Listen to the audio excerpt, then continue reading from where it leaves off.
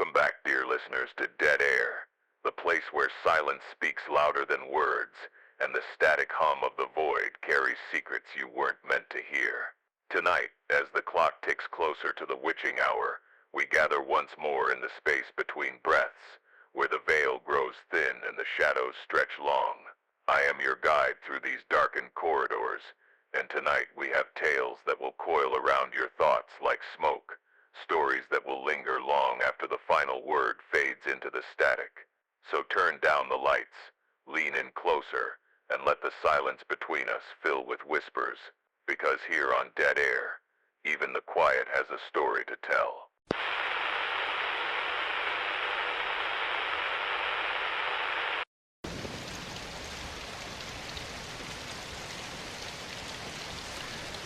There you are. I was wondering when you'd return. I can see it in your eyes, that flicker of curiosity, that hunger for the unknown. You've come back for more, haven't you?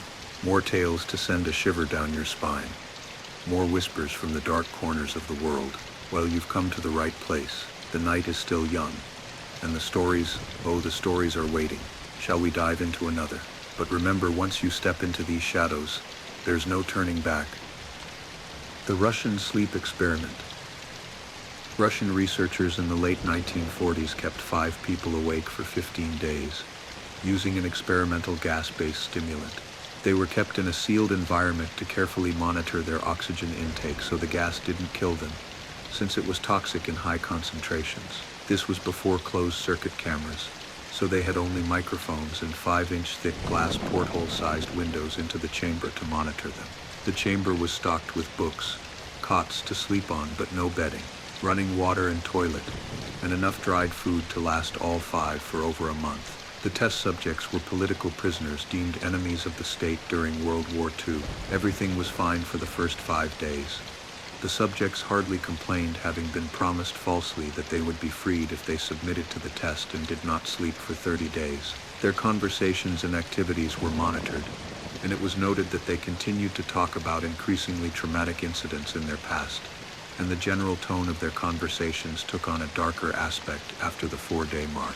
After 5 days, they started to complain about the circumstances and events that lead them to where they were, and started to demonstrate severe paranoia.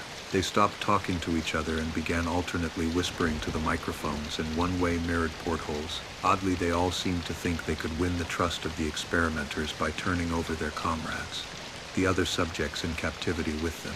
At first, the researchers suspected this was an effect of the gas itself. After 9 days, the first of them started screaming.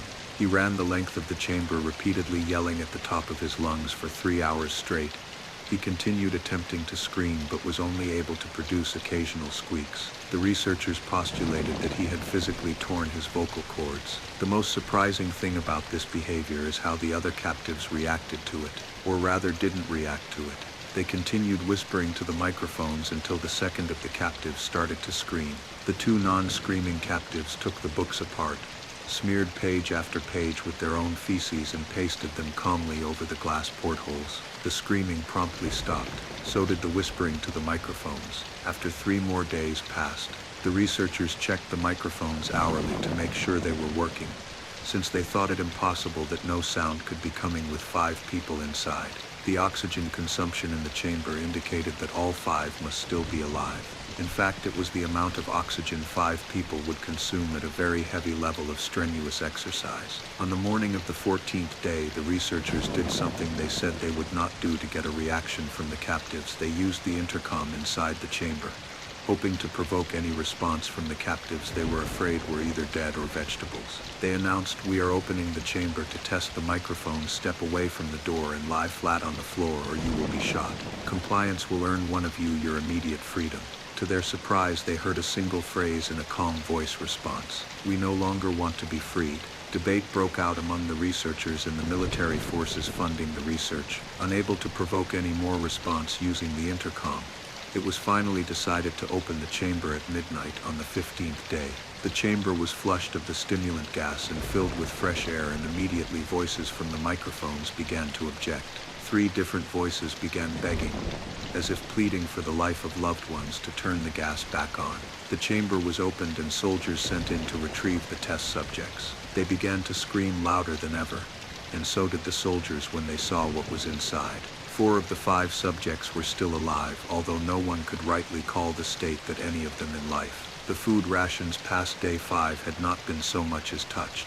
There were chunks of meat from the dead test subjects' thighs and chests stuffed into the drain in the center of the chamber, blocking the drain and allowing 4 inches of water to accumulate on the floor. Precisely how much of the water on the floor was actually blood was never determined. All 4 surviving test subjects also had large portions of muscle and skin torn away from their bodies. The destruction of flesh and exposed bone on their fingertips indicated that the wounds were inflicted by hand, not with teeth as the researchers initially thought.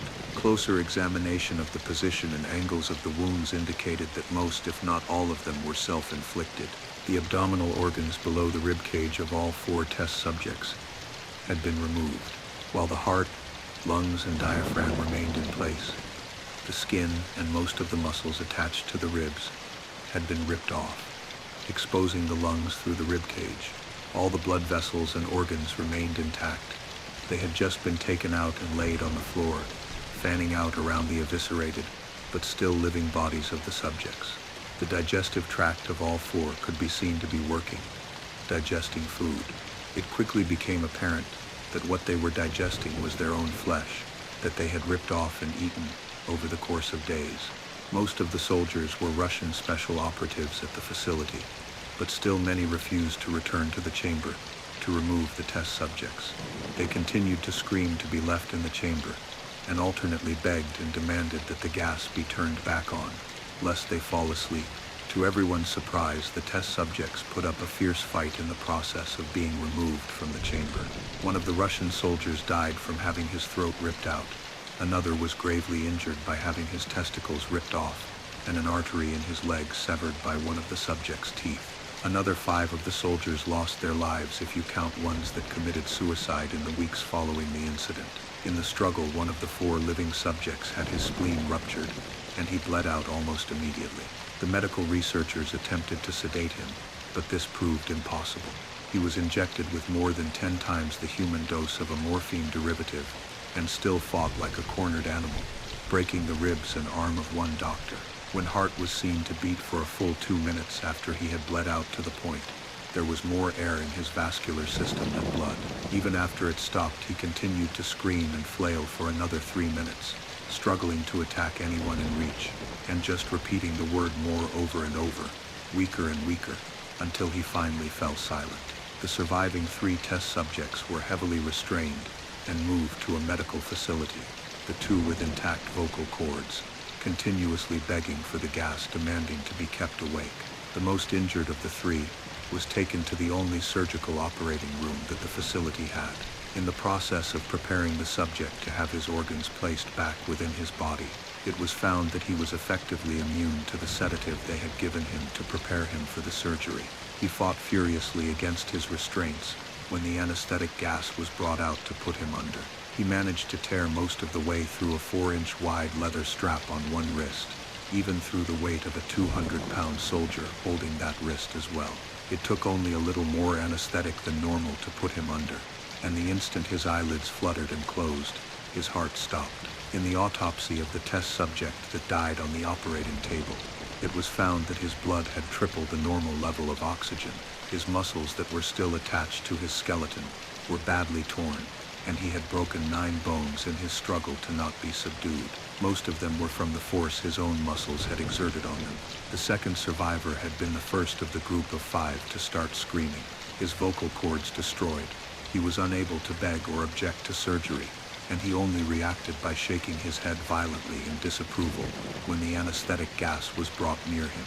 He shook his head yes when someone suggested, reluctantly, they try the surgery without anesthetic, and did not react for the entire 6-hour procedure of replacing his abdominal organs and attempting to cover them with what remained of his skin. The surgeon presiding stated repeatedly that it should be medically possible for the patient to still be alive. One terrified nurse assisting the surgery stated that she had seen the patient's mouth curl into a smile several times, whenever his eyes met hers. When the surgery ended, the subject looked at the surgeon and began to wheeze loudly, attempting to talk while struggling. Assuming this must be something of drastic importance, the surgeon had a pen and pad fetched so the patient could write his message. It was simple. Keep cutting. The other two test subjects were given the same surgery, both without anesthetic as well. Although they had to be injected with a paralytic for the duration of the operation, the surgeon found it impossible to perform the operation, while the patients laughed continuously. Once paralyzed, the subjects could only follow the attending researchers with their eyes. The paralytic cleared their system in an abnormally short period of time, and they were soon trying to escape their bonds. The moment they could speak, they were again asking for the stimulant gas. The researchers tried asking why they had injured themselves, why they had ripped out their own guts, and why they wanted to be given the gas again. Only one response was given: I must remain awake. All three subjects' restraints were reinforced, and they were placed back into the chamber awaiting determination as to what should be done with them. The researchers, facing the wrath of their military benefactors for having failed the stated goals of their project, considered euthanizing the surviving subjects. The commanding officer, an ex-KGB, instead saw potential and wanted to see what would happen if they were put back on the gas. The researchers strongly objected, but were overruled. In preparation for being sealed in the chamber again, the subjects were connected to an EEG monitor and had their restraints padded for long-term confinement. To everyone's surprise, all three stopped struggling the moment it was let slip that they were going back on the gas. It was obvious that at this point all three were putting up a great struggle to stay awake. One of subjects that could speak was humming loudly and continuously. The mute subject was straining his legs against the leather bonds with all his might. First left, then right, then left again for something to focus on. The remaining subject was holding his head off his pillow and blinking rapidly. Having been the first to be wired for EEG, most of the researchers were monitoring his brain waves in surprise. They were normal most of the time, but sometimes flat-lined inexplicably. It looked as if he were repeatedly suffering brain death before returning to normal. As they focused on paper scrolling out of the brainwave monitor, only one nurse saw his eyes slip shut at the same moment his head hit the pillow. His brainwaves immediately changed to that of deep sleep, then flatlined for the last time as his heart simultaneously stopped. The only remaining subject that could speak started screaming to be sealed in now. His brainwaves showed the same flat lines as one who had just died from falling asleep. The commander gave the order to seal the chamber with both subjects inside, as well as 3 researchers. One of the named 3 immediately drew his gun and shot the commander point blank between the eyes, then turned the gun on the mute subject and blew his brains out as well. He pointed his gun at the remaining subject, still restrained to a bed, as the remaining members of the medical and research team fled the room. I won't be locked in here with these things. Not with you. He screamed at the man strapped to the table. What are you? He demanded. I must know. The subject smiled. Have you forgotten so easily? The subject asked. We are you. We are the madness that lurks within you all, begging to be free at every moment in your deepest animal mind. We are what you hide from in your beds every night. We are what you sedate into silence and paralysis when you go to the nocturnal haven where we cannot tread. The researcher paused, then aimed at the subject's heart and fired. The EEG flatlined as the subject weakly choked out, so nearly free. You've been patient, listening to my tales, haven't you? Perhaps you've even wondered who it is that guides you through these shadowed paths, who whispers these stories into the dark. Very well, I suppose it's only fair to share a little of myself. After all, you've trusted me with your curiosity. My name is Charles, just Charles. No grand titles, no elaborate histories, though if you listen closely to the stories I tell, you might catch a glimpse of the man behind the words. But be warned, names have power, and once you know mine, the stories may cling to you a little tighter. The shadows may feel a little closer. Now then, shall we continue? Don't look for Lady Bluebell. They say that things change when you observe them. For example, my mom would look so proud at my childhood soccer games, but she'd immediately change the moment she noticed me on the substitute bench. A moment of observation, intended or not, can change everything.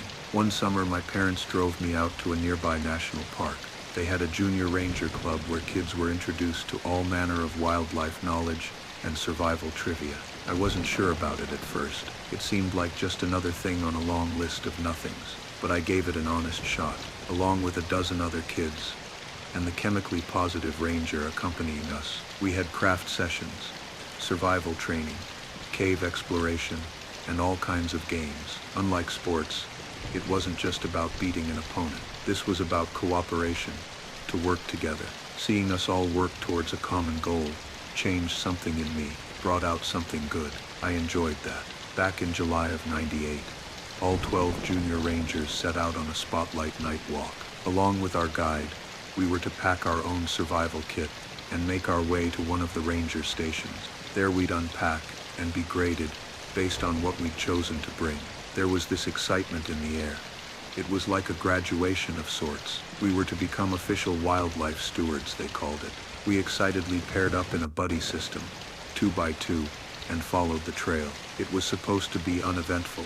The man in charge, Ranger Dan, had done that walk every summer for the past 12 years. He was prepared for a lot of things, but nature had other plans that night. I remember him holding up a hand, silently asking us to stop and listen. There was this deep groaning noise off somewhere in the dark. I heard rustling bushes and crackling saplings. I saw 2 gleaming stones, reflecting the shine of our flashlights, a black bear. Looking back at it, it really wasn't as bad as it sounds. The bear sniffed at Ranger Dan for a bit and wandered off, but to a group of 10-year-olds it was like staring at death itself. My buddy panicked and bolted into the woods. We're not allowed to ever leave our buddy, so I did my best to keep up with him. I yelled at him to stop, but by the time he did, we'd been separated from the rest of the group. I couldn't even see their flashlights anymore. Luckily, they used to have a system in place to help lost visitors navigate. They called it the Lady Bluebell system. All over the park, they'd wrap blue tape around the trees and tie a bell in the direction of the closest ranger station or trail. Even in the dark, you could hear a bell go off every now and then, and you could check the bell to get a direction. Spotting that blue tape immediately improved our odds of survival. We'd been taught that if all else fails, all we had to do was to follow 3 simple rules. Stop, listen, look. Lady Bluebell takes you home.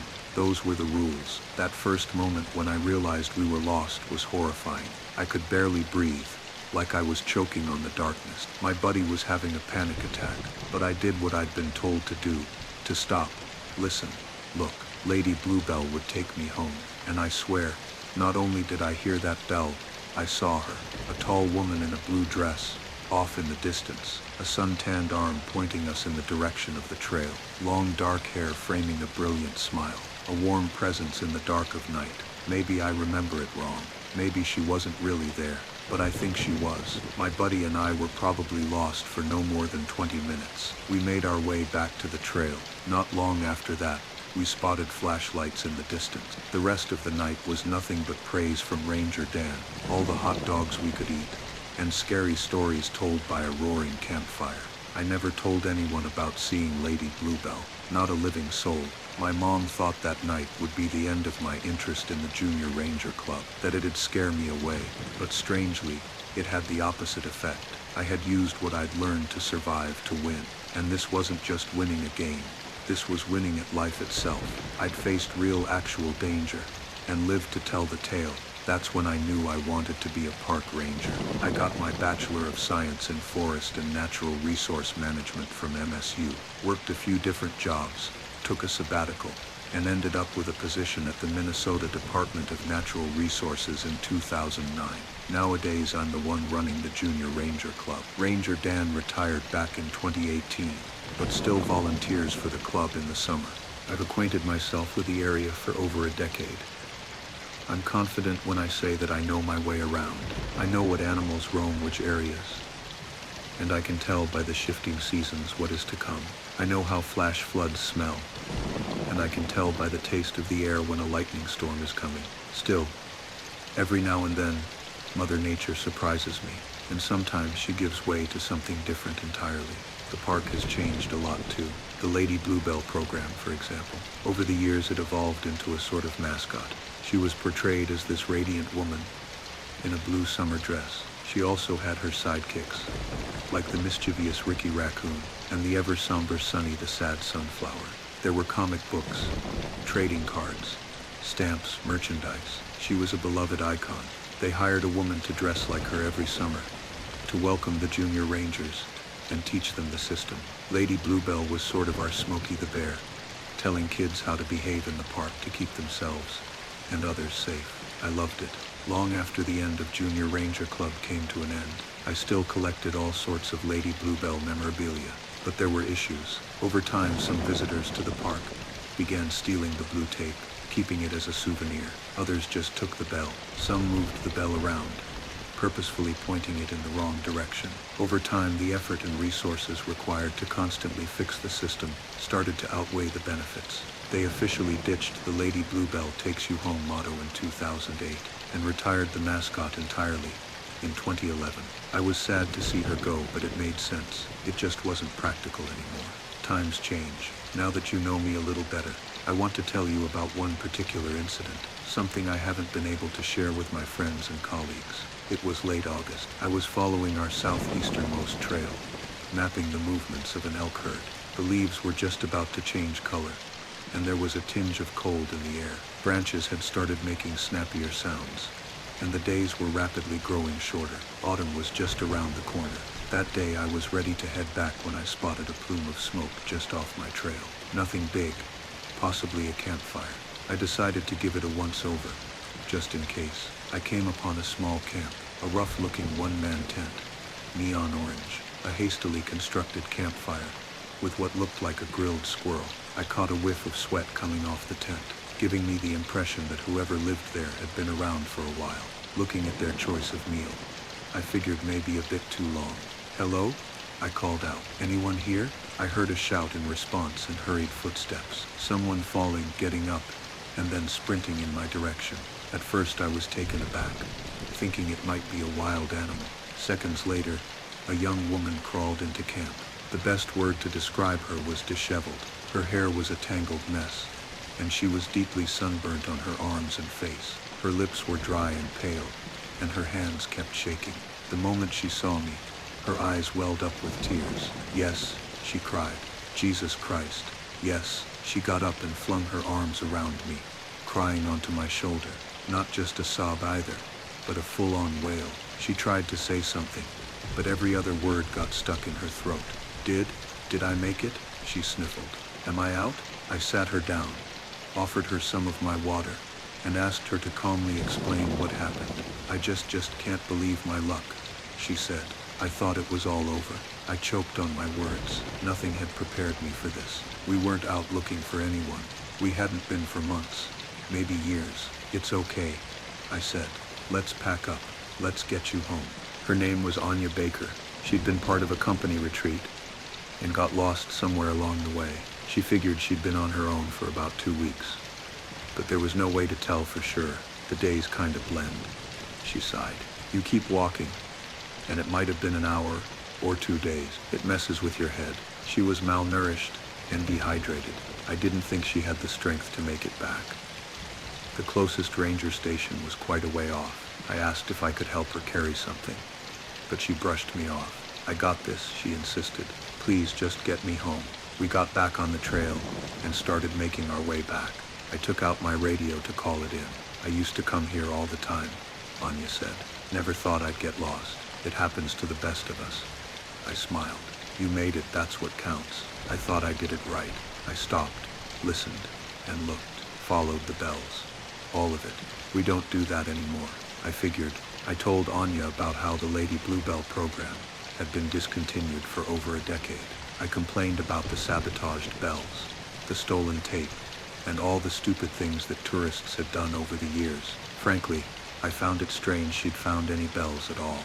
I hadn't seen them for years, but there were more immediate concerns. I'd never had trouble with my radio before, and now it was dead as a doornail. I brought out my backup batteries, but the radio stayed silent. Still, Anya was in better shape than I'd anticipated, so I figured we'd make it back by nightfall if we kept a good pace. About 200 feet down the trail, something started to feel wrong. The trail should have turned by then, heading west. Instead, it kept going north. Looking around, I couldn't see any of the usual landmarks. We continued for another 10 minutes, only to see the trail suddenly stop, not slowly disappear into the moss, but stop altogether. There were no trails like that, not on that hike, not for as long as I'd been there. I wasn't taking any chances, and there was no point dwelling on it. The radio was busted, so I picked up my flare gun. It was only one shot, so I had to make it count. I aimed it up, asked Anya to step back, and fired. The light soared into the sky with a whoosh, bathing the treetops in an intense red glow. Those things are louder than you think. It's nothing like the movies. Now we sit tight, I said. They can't find us if we keep moving, so we buddy up. Anya smiled. That's what you're supposed to do, right? That's right, I nodded. You a junior ranger? Anya made herself comfortable on a log and took a swig from my canteen. Lady Bluebell takes you home, she sighed. She shook her head and handed back my canteen. A twinkle in her eye came and went. Not anymore, it seems. We stayed out there for hours. We shared a protein bar, and Anya helped me set up a campfire. To my surprise, there was a stream nearby. There wasn't supposed to be, but there was. We boiled some water, refilled my canteen, and made ourselves comfortable. It could be hours before someone got to us. It didn't take long for the sky to turn black. I figured no one would find us in the dark, so we set up camp. Anya had her tent, and I had a hammock. We both went to bed early, but I couldn't get any sleep. My new buddy was out cold though. I guess the excitement of seeing another person for the first time in weeks was enough to wear her out. I, on the other hand, was anxious about not finding my way back. It didn't make any sense. I'd walked that trail 1,000 times. Somewhere in the space between the waking world and an uneasy sleep, I remember thinking about Lady Bluebell. Her 3 rules were simple. Stop, listen, look. First, to stop, so you don't get more lost than you already are. Second, to listen. The sound of the bells usually travels much further than the sight of the blue tape. And the third rule, to look, was a reminder to identify which way the bells were positioned. I remember thinking that we'd already done the first part. We'd stopped. A part of me wanted to listen, like I'd done back when I was a kid, to hear that bell and find my way back. As sleep faded from my mind, my eyes drifted into the dark. I noticed a strip of blue tape wrapped around a nearby tree. Strange that I hadn't seen it before. Maybe it wasn't there until I started to look for it. Anya was awake long before I was. She'd heated up a bag of chickpeas from my pack and sliced up some salami. Simple stuff, but all you needed to keep going. I went to refill the water canteen again, but couldn't find my way back to the stream. Realizing it just wasn't there anymore made my blood run cold. I wasn't used to doubting myself. I knew these woods like the back of my hand, and suddenly it felt like I'd found an extra finger. None of this made any sense. I checked my map and double-checked my compass. There was nothing even close to a landmark in our vicinity. There were no obvious elevations, lakes, or rivers. I was running out of options. It took me a moment to realize that Anya was staring at me from across the campfire, having picked up on my anxious fiddling. She gave me a reassuring smile. I saw her once, you know, she said, back when I was a junior. It's not uncommon, I added. Lots of kids think they see her. We all made her up in our minds, trying to convince one another that she was real. No, I mean really saw her, dress and all, tall as hell. Anya finished up her last spoonful of chickpeas. I was out fetching firewood. I wasn't even lost. She just stood there looking at me. Shadows can play tricks on us. No, see, that's the thing. Anya laughed. It was the middle of the day. We waited all day long, morning, afternoon, and long into the night. Still, not a soul to be seen. No flares going up, no sounds in the distance. It was just me, Anya, and miles of forest. A forest that should be familiar to me, but somehow wasn't. We decided that come morning, we would make our way back on our own. Heading straight north should bring us to one of the main trails, no matter our approaching angle. I couldn't bring myself to tell Anya that I too had seen Lady Bluebell. After all these years, I still couldn't believe it, even though it'd been just as clear as the way Anya had described it. That night I stayed up listening to the howling wind. I tried to ignore it, but I couldn't. I couldn't help but to listen. And the more I tried to avoid it, the more I heard it. And there, hidden in the breeze, was something else. Distant bells, urging me to look. to look for Lady Bluebell. The next day we packed up and got moving. Anya was much better off than when I'd first met her, having snacked on most of my backup rations. I still had some left, but we'd have to start foraging soon. Still, the trail shouldn't be more than a few hours out, at most. But then again, nothing seemed to be where it ought to anymore. We hiked through a clearing, stepping over collapsed trees and knee-length grass. Then I spotted something in the distance. I waved Anya over, and we took a detour. It was one of our old stop, listen, look signs. I hadn't seen one in years. It was a bit roughed up, but still legible. However, it had been slightly altered. Someone had added "don't" to every line, with a bright blue paint. Don't stop, don't listen, don't look. Lady Bluebell won't take you home. Did you? No, Anya interrupted. That's new. We came to the same conclusion. We weren't alone out there. We continued north, but I couldn't help the feeling that there was something off about the whole area. I started to notice little details all around. Broken branches and paths in the grass. There was a spot next to a large rock that looked like someone had been sleeping next to. The tracks were pretty distinct. I even found a few footprints, and Anya swore that she'd never been there before. By late afternoon, I was getting worried. Not only had there been more footprints and tracks, but they were getting fresher. We slowed our pace, and I started to take a better look around. I needed to get an estimate of just how many others were out there. I was following the tracks of about 3 people when I saw another clearing ahead of us. It took me a few moments to realize that we had effectively walked in a circle. We were back at square one.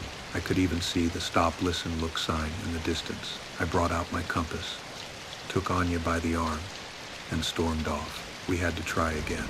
I don't know when and where we got turned around, but we couldn't stop now.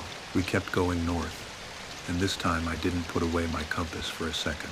We settled into a steady jog, making sure the clearing stayed behind us. Anya kept a steady pace, even if she made a lot of noise. At one point we stopped to drink some water.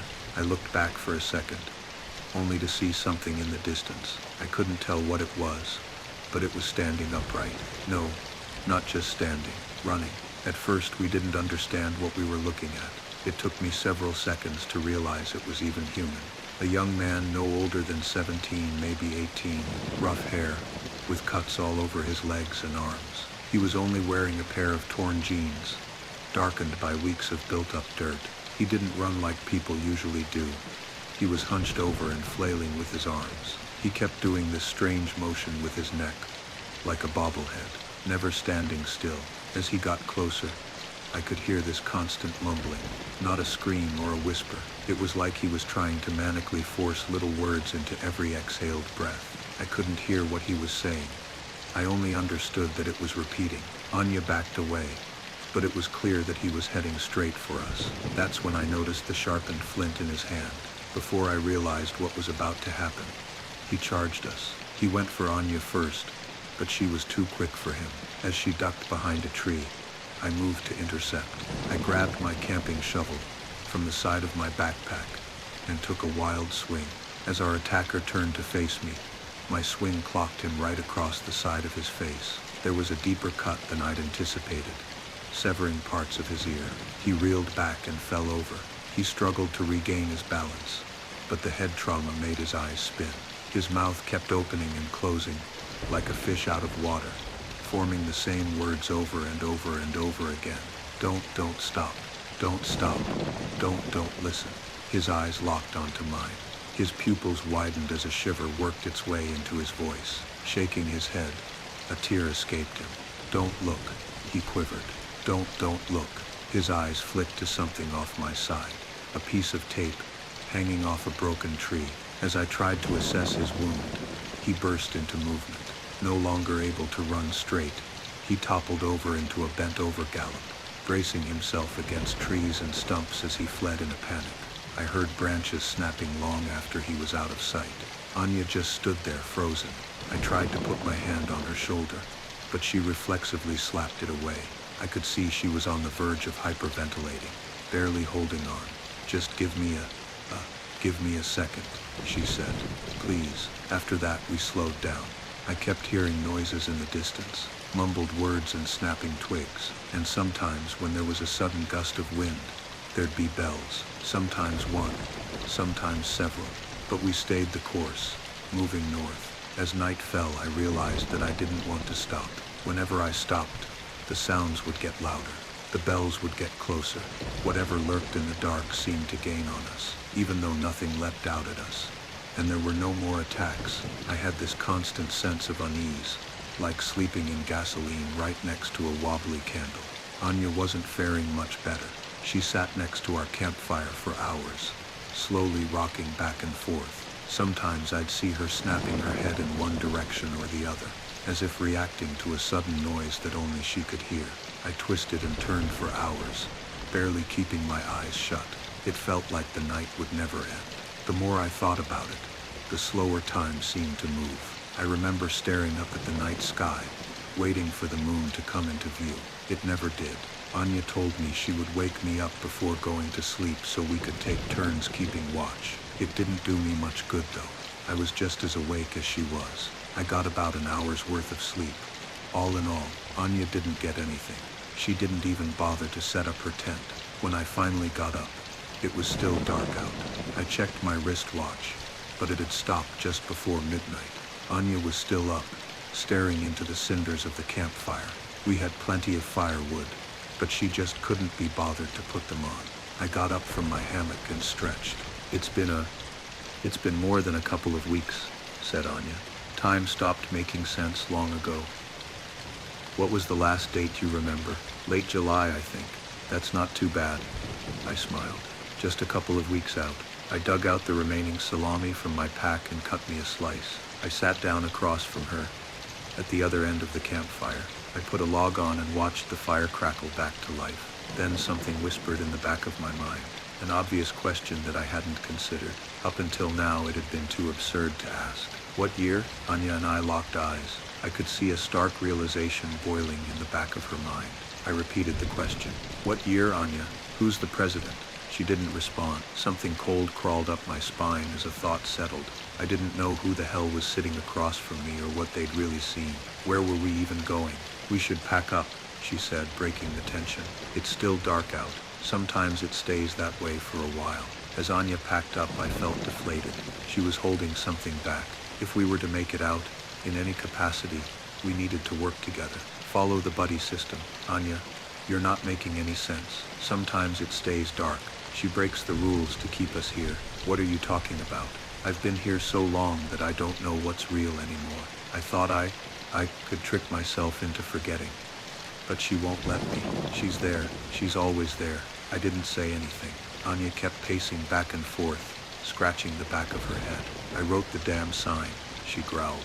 Because when you stop, she's there. When you listen, you hear her. And when you look, Anya grabbed my shoulder and turned me around. When you look, there she is. At first, I didn't see anything. Maybe I didn't want to. But there was that gnawing doubt in the back of my mind. Something in my reptile brain telling me I was looking for something. Slowly the shadows twisted. They bent out of shape, forming something new. With every blink of my eye, a picture created itself in the distance. A vague silhouette of a bone-thin woman. A few tufts of hair clinging to a decrepit scalp. A broken jaw hanging like a loose thread, swaying back and forth with a sudden breeze. A sour smell wafted my way, coating my tongue with a spike of ammonia. And of course there it was, her signature blue dress, assuring to one and all that there could be no mistake. Lady Bluebell. Anya, what is? I looked back, only to see Anya backing away. She was packed and ready to go. She'd taken my canteen, and I could see my pack lying next to the campfire wide open. There was a palpable fear in her eyes, like a wild animal. I can't let her take me. Anya wheezed. I'm sorry, I'm so sorry. Before I got the chance to process what she'd done, a sound cut through the forest breeze. Bells, so many bells. I turned to see the broken woman towering over me. She was so much taller than expected. My legs buckled as I looked up at no less than a 9-foot-tall monstrosity. Her torn blue dress was lined with bells that chimed against every branch and root she passed over. She wasn't going to let me leave. She refused to be forgotten. I shouldn't have stopped, or listened, or looked. I stepped back, and she stepped forward. Her feet barely touched the ground, floating inches above the moss. Her ivory eyes burrowed into me, shrieking with desperation. She wouldn't let me go home. She couldn't. I turned to flee. I ran and jumped and crawled and forced myself past every obstacle. I snagged my foot on fallen rocks. I tumbled down a sudden slope, dropping half my gear. I stepped through a shallow mire, drenching myself in cold water all the way to my knees. I bloodied my hands and feet and face, but I kept going, and somewhere along the way, the sun rose. Wheezing for air, I realized I couldn't hear the bells anymore. But the moment I stopped to listen for them, I heard one. No, I yelled out loud. No, no, no, stop, stop thinking. I bit down on my thumb and screamed. I shouldn't listen. I shouldn't stop either. I had to keep going. It all reminded me of what my teachers had said years ago, how the world changed when we observed it. Maybe if it wasn't for people coming listen and look, there would be nothing to see there.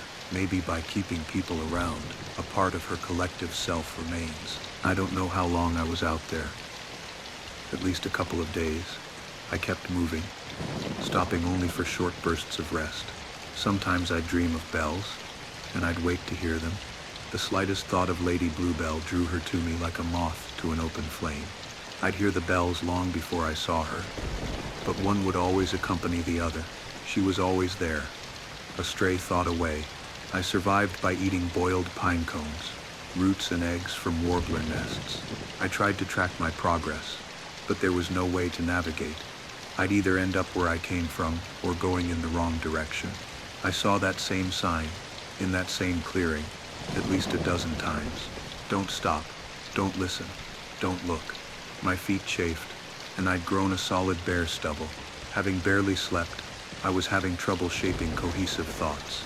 I remember sitting by a stream, not knowing how I got there. Maybe the same stream I'd seen that first day of meeting Anya. I was wringing out my socks and trying my best to ignore my shivering hands. I felt so weak that I couldn't remember what strength felt like. Just getting back on my feet felt like such a monolithic task that I couldn't force myself to do it. I resigned to sitting there with one naked foot in the ice-cold water. My skin color faded as my blood cooled from a painful purple to a sickly blue. It took me a few moments to realize I wasn't alone. But it wasn't Lady Bluebell. It was Anya, just across the stream. She looked at me with this air of pity, apologetically, even. It took me a few seconds to notice the makeshift spear she'd whittled, using the Swiss Army knife from my pack, no doubt. I really am sorry, she said. After she feeds, she calms down. When she's calm, you can get out. I had to bring someone new in. The others are too fast, too clever. I didn't even care. I couldn't bring myself to curse or scream. I just hated Anya and what she'd turned me into. I kept my eyes on the stream, watching the water turn my foot a new tint of blue. Just take a nap, she said. Lean back and let it happen. No fuss, no drama. I barely listened. All I could think of was that tinge of blue forming at the edge of my toe. It made me think of her. It made me think of bells. It made me look for her. That's it, said Anya, readying her spear. I'll just give you a little tap to make sure we won't have any problems. I looked down at my hands, covered in scabs and bruises, my wet socks clinging to my thigh. Suddenly a pain shot through my left leg. A quick jab from her spear, and my body exploded with damaged nerves. It was as if a burst of electricity shot through me, forcing me out of my lethargy. As my blood mixed with the stream, I could feel my heart beating out of my chest. I crawled backwards, unable to put any weight on my leg. Anya backed away, staying just close enough to make sure Lady Bluebell was properly fed, and the lady was already there. Maybe I had listened too long, or looked too hard. Maybe it was just the blue tint of my toe. Whatever it was, my thoughts had drawn her to me, and this time I couldn't run. I heard the bells dragging my way, and saw a long shadow cover the ground. I looked back for a moment, catching a glimpse of her dead eyes coming my way. Lady Bluebell didn't take you home anymore. I couldn't run, but I had to try something, anything. I tied my wet socks together into a makeshift blindfold and put it on as tight as I could. I pushed my wet fingers into my ears and screamed. I figured that if I couldn't listen or look, maybe she'd be less interested in feeding on me. I focused on the pain in my leg as hard as I could, letting it envelop my thoughts. I knew she was closing in. My pulse went haywire, begging me to panic, to look back, to listen for threats, and run, to know what to expect and prepare myself. But I didn't. There was the soft touch of a cloth against my head, little pieces of metal bells dragged across my body, as Lady Bluebell passed me by. She didn't care for someone who couldn't look or listen, but Anya could. Anya did. Keeping the sock blindfold on, I flopped onto my belly. I kept my fingers in my ears, screaming until my throat was raw. I felt a thumping in the ground as something was dropped, and quick footsteps in rapid succession. Someone was running. Then a sudden stop, for what felt like an eternity. It was just me and my thoughts. Maybe she got away. Maybe we both made it. Then, something meaty bumped into me. Something warm and wet. It splattered onto my clothes and stained my face, drowning the air with a stench of blood. There was a reverb in the air, like the vibration of a scream, but I didn't turn to look. I didn't turn to listen, and I refused to stop. Hours later, I made myself a crutch. I pressed wet moss into my ears and kept the blindfold tight. Blind and deaf, I forced myself forward. It was just inches at a time, and every step of the way shot through me like a bolt of lightning. And somewhere along the way, I felt a solid trail under my feet. Taking off the blindfold, I started to notice familiar landmarks. My clock started ticking, and my radio burst to life. I was back on familiar ground. Maybe Anya had been right. Lady Bluebell was more relaxed after a feeding. Civilization was just around the corner, waiting for me to observe it once again. I'd been gone for 6 weeks. It was none other than Ranger Dan that came across me, leading a troop of junior rangers across the same trail as all those years ago. And yes, he had hot dogs. Now that some time has passed, and my leg has healed, I've retreated to an administrative position. I keep my exposure to the park minimal. I haven't told anyone about what really happened, not only because it sounds completely insane, but because knowing about it might actually put them in danger. I might not get along with everyone, but I wouldn't wish for anyone to come looking for Lady Bluebell. Anya Baker was indeed reported missing from a company retreat about 8 years prior. The strange young man was a mystery. No one matching his description had been seen for years. Looking back at it, it feels so obvious. Anya had been so frantically preoccupied with fighting her way forward that she never really considered the very first rule, to just stop. Perhaps there is some greater lesson to be learned. There were so many of us that never wanted Lady Bluebell to leave. We stopped along the trails to listen and look, hoping some part of her was still out there. Maybe we were just looking for our childhoods. I know I was. I believe that she was some collective consciousness of belief, remaining in a forgotten part of what the park used to look like. A creature we all made and abandoned, like the ghost of someone who never truly was. Maybe the world changes when we look at it, and sometimes it changes when we don't. And in the deep dark of those unseen chasms, things still grow, unheard, unseen and unstoppable.